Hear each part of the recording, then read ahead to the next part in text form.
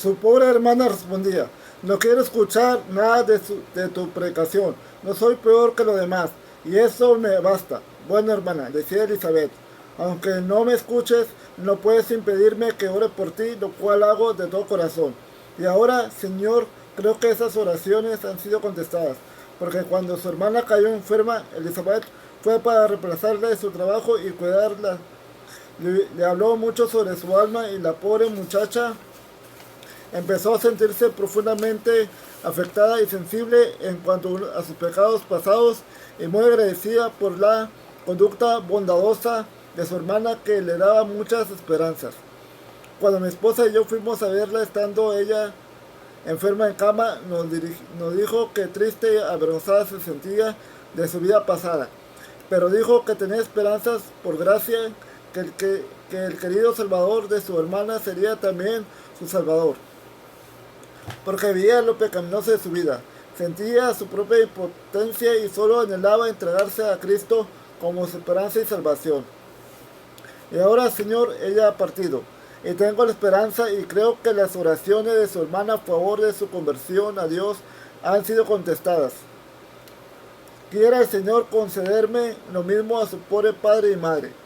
La conversión fue un comentario muy positivo acerca de la carta que yo había recibido, y tuve el vivo deseo de aceptar el pedido y de poder conocer a quien la había escrito. Le prometí al bondadoso lechero anciano que me haría cargo del funeral el viernes, a la hora mencionada, y después de comenzar un poco más sobre su propio estado de ánimo durante la prueba que estaba pasando, se retiró. Era un anciano respetable, mejillas llenas de arrugas, cabello blanco, ojos llorosos, hombros encorvados, y su débil caminar era característico del peregrino anciano.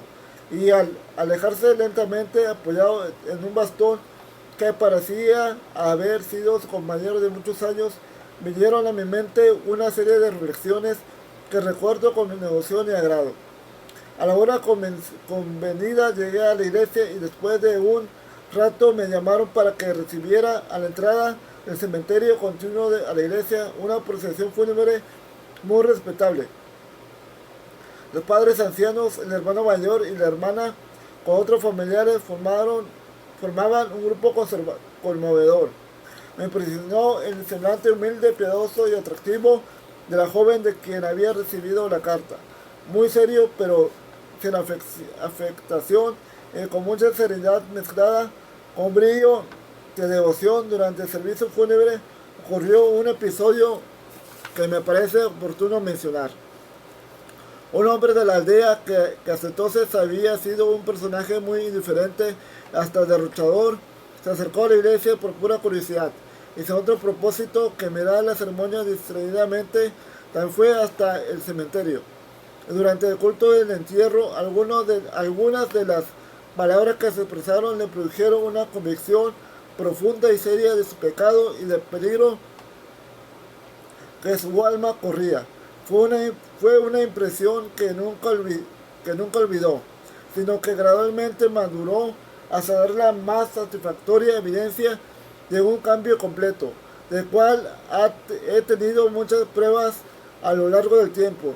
Siempre se refería al culto del entierro y, en particular, a ciertas frases expresadas en esta ocasión, como el instrumento indubitable que lo llevó, por gracia al conocimiento de la verdad.